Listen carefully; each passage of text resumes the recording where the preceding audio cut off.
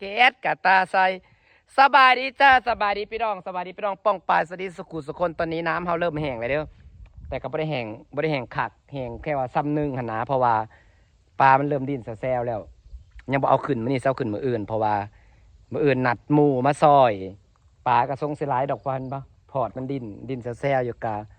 ะดาษสิหลายเติบอยู่เพราะว่ามันหมุนขี้ตมนำเนาะอาจจะมีพวกปลาดุกปลาคอปลาหยังแต่ปลานิ่มนี่บ่รู้ว่าสิเหลือหลายส่ำใดเด้ออย่ามันปีนไปนำแล้วก็พี่น้องขอคำแนะนำนิดหนึ่งปลาหอยแต่ว่าหอยเนี่ยเป็นกองว่าสิพากันตักโคนออกว่าสิตักโคนออกในความคิดของพระล่าตอนก่อนสิจูบเนาะพ่อแม่ให้ตักแต่ว่าพอไปเห็นสภาพหลักก็เป็นจริงของน้องแล้วคือสิบริตักพระล่าว่ะเพราะว่าน้องที่มันเจือนลงมาเนี่ยมันเจือนลงมาเนี่ยเนาะมันเจือนลงมาปุ๊บเลยคือทุกอย่างมันเจือนลงมามันบาลานซ์กันเด้มันบาลานซ์กันแล้วมันสิเฮ็ดให้ฟังบ่เจือนแต่ถ้าเฮาตักโคนออกนี่จังได้ฟังก็ต้องเจือนพอดินมันต้องเจือนลงมาถมตัวที่มันลุบเนาะแต่ตอนนี้เบิ่งซอยกันพี่น้องเพราะว่ามันน้องมันอยู่โตแล้วเพราะมันเป็นทรงแบบว่าทรงสโลปแล้วพอดีกันงามแล้วเพราะล่ะว่าคันตักมันจะได้คันเฮาตักโคนขึ้นนี่จะได้น้องก็ต้องเจือนมันสิเจือนลงมาใหม่อีกเพื่อแบบว่าเห็ดให้อันนี้มันบาลานซ์บอกเวลาเขาจะจกน้องเขาจะสิจก2 สเต็ปเห็ดเป็นชาติแล้วก็เป็นสลบคันจกสั้นจังได้ก็เจือนแล้วก็สิ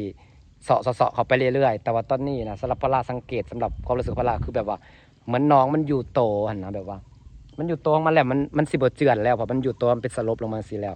ก็เลยมีความรู้สึกว่าคันตักโคนออกจังได้กาเจือนแต่โคนนะคันว่ามันให้มันอันนี้บ่เฮาแค่เปลี่ยนน้ำก็พอสมควรสึกพระราเนาะเพราะว่าโคนของปลาหรือโพนโคดินทรายแต่สิพาเบิ่งหอยล่าเก็บหอยไปอ้อมพี่น้องเห็นบ่โคนก็บ่ได้เห็นหลมบ่ได้เราเป็นโคนดินทรายเป็นดินทรายแต่ว่าคันสิตักโคนออกจังได้ดินก็สิเจือนลงพะลาว่าเลยบ่อยากตักเดี๋ยวต้องปรึกษาแม่ก่อนหอยน่ะหลายพอเป็นหอยฮะพอหอยเอามาปล่อยบางในหอยนะงามๆนางเอ้ยเจ้าผู้นุ่มนั้นเหลือปลาหอยลายเลยหอยนะพี่น้องเพราะว่ามันเป็นหอยแบบว่าหอยเอามาปล่อยเนี่ยเป็นจุ่มๆอยู่ยุ่มเอาหน่วยใหญ่มันหน่วยน้อยเปล่าเก็บหน่วยใหญ่แมลงอ่อมหอยบ่ข่อยผูบางแหนเป็นกองอยู่ในหอยนะผูอยู่เทิงก็มีใส่สุดแจมมาเก็บหอยกันเด้อว้ายหน่วยใหญ่ป้าหอย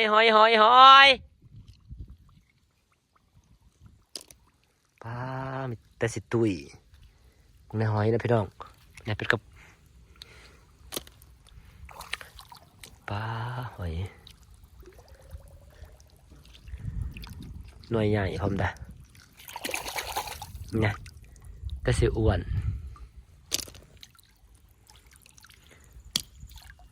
แมลงขอเสียอมหอยกินก่อนเก็บหอยก่อนพี่น้องมื้ออื่นจะเก็บปลาให้หมูมาซอยก่อน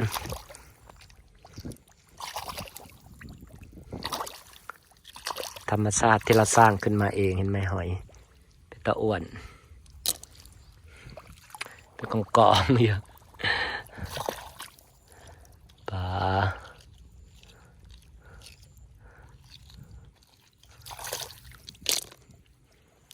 เดี๋ยวพี่น้องเก็บหอยน้ำกันเด้อจ้ากวดเอาเลยจ้าพาพี่น้องเก็บหอยมีแต่หอยจะเข้าเป็นหิน เป็นกองอยู่หอยคนอย่างฉันรู้ตัวเสมอ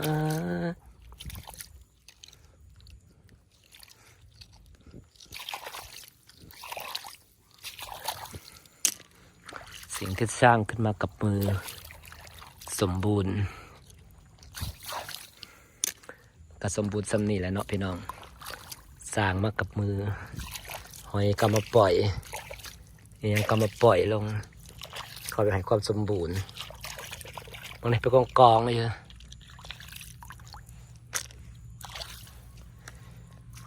ป้าหอยมังในหอยก็มากระดอกกระเดียดแต่พี่น้องสันสิเ เก็บนางเอ้ยเจ้าผู้นมเลือเสือไผสิแขนกะตาใสบัดว่าไผนั้นไม่บ้านไผสิอยู่กะตาก่อนธรรมศาสตร์ได้ค่อยสร้างขึ้นมาเองเก็บแต่ขันปลาบุมีเนี่ยก็ผิดหวังลายเติบเยอะผิดหวังน้ำตาตกเลยรอรุ่นเราอื่นจะได้ปลาลายสันได้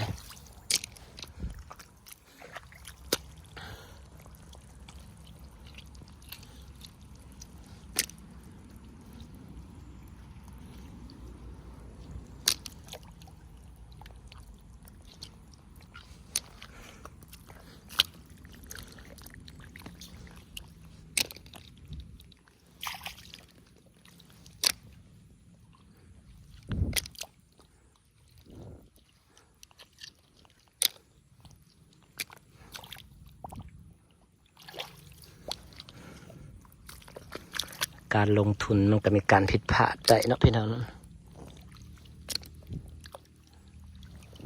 หอยนี่เป็นกองเสือหอยคมพันเสือหอยคมพันใหญ่มาเลี้ยงคืออยู่ไทยเนาะ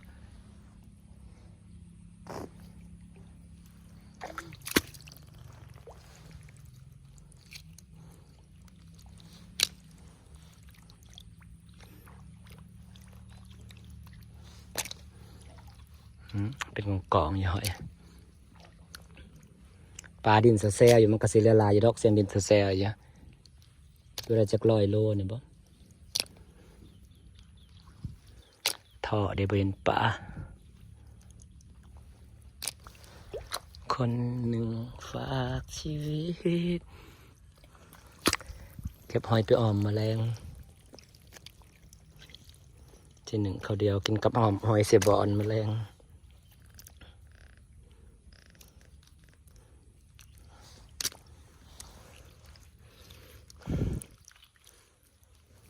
สนามพอแล้วจูบอื่นจูบแป๊บหนึ่งกระเบิดและมู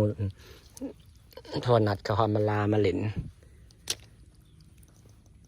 น่าจะมีปลาคอใหญ่อยู่นะปลามันดินแซ่อยู่ปลาก็เสียหลายดอกฟังเสียงดินพน้ำก็เรือลายเติบจ้ะพอก็ได้ขายเรื่อยๆดูปลาก็ได้ปลาคอใหญ่ปลาคอใหญ่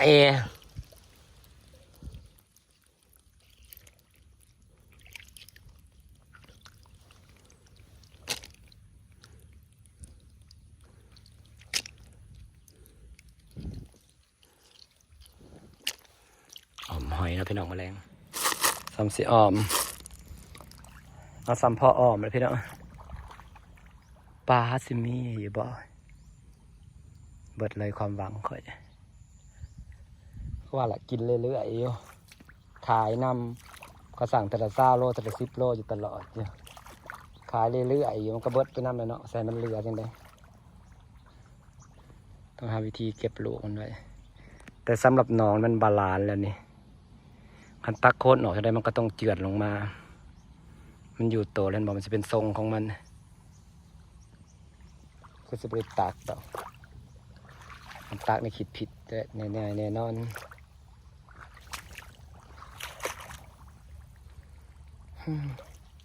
เห็ดเองพี่น้องเอ้ยจูบน้ำกับจูบเองอันนี้ก็นั่นเองได้ตอนกรอกกับกรอกเองพออยู่โตคนเดียวจ้าพอได้สอบพอได้นะคะพอล่าแหละเป็นคนบ่มักปุ่นวายกับครอบครัวนะพี่น้องแบบบ่มักปุ่นวายบ่ใส่ซ้ำหนึ่งบ่ใส่เลยสิมักใส่คนอื่นแล้วจ้างบางทีกับคันนี้เราคันยังเห็ดได้ก็เห็ดเองคันว่าให้แบบว่ายังก็ไปยังก็ไปยากนอกยังก็ไปยากอ้ายนะพอล่าเป็นคนบ่แน่นั่นแบบว่าเขากับครอบครัวเขาหันนะเสียงกาไม่แต่วุ่นวายก็บ่ได้เห็นไหมถอปั๊มนั่นก็เห็ดเอง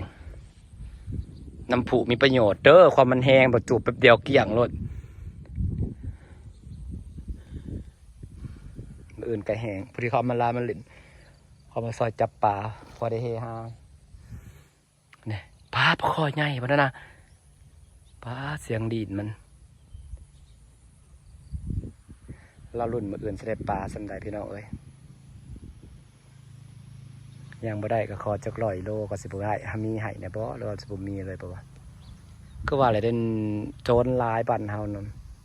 เขาหลักสอดบางทียามแบบว่าเฮาบ่อยู่หรือยังนี่ยามเฮาเผลอจังซี่นะไว้แท้ใดโจรนะพวกขี่ม้าขี่ยานะญาติเบิดนำตัวนั้นเลย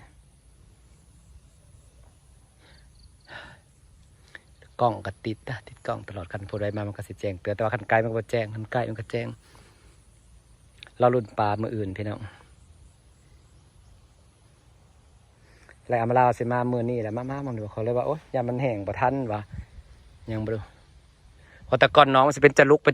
ในปีแล้วนะมันสิเป็นสั้นแล้วเป็นจะลุกเพราะมันบ่ได้เห็นขี้ดินเจือนลงมาแบบนี้เนาะบัดปีนี้บัดเบิ่งบัดขี้ดินมันเจือนเป็นบาลานซ์แล้วอะแบบว่าเป็นเนิบลงไป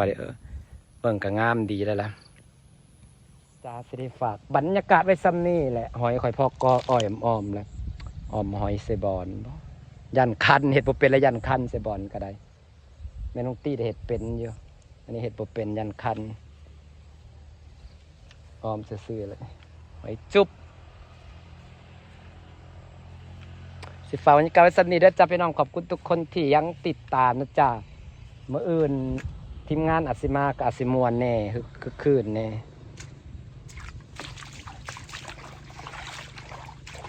สบายดีเด้อ